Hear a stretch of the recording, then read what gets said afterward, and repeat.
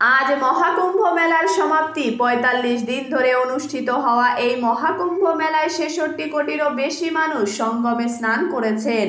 মহাকুম্ভ মেলা সমাপ্ত হওয়ার পর প্রধানমন্ত্রী নরেন্দ্র মোদী একটি ব্লগের মাধ্যমে তার চিন্তাভাবনা ভাগ করে নিয়েছেন। প্রথমেই তিনি বলেছেন, মহাকুম্ভ সম্পন্ন হয়েছে, ঐক্যের মহান যজ্ঞ সম্পন্ন হয়েছে।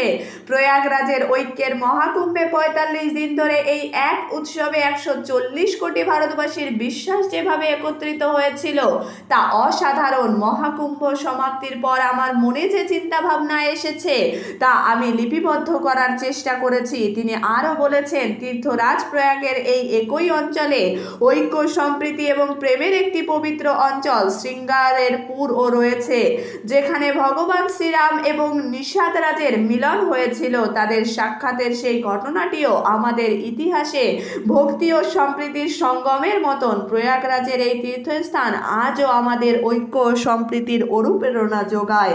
মহাকুম্ভে তরুণদের আগমন নিয়ে প্রধানমন্ত্রী নরেন্দ্র মোদী বলেছেন, আজকের ভারতের তরুণ প্রজন্ম এবং বিপুল সংখ্যায় প্রয়াগরাজে পৌঁছেছে দেখে আমার খুব ভালো লেগেছে।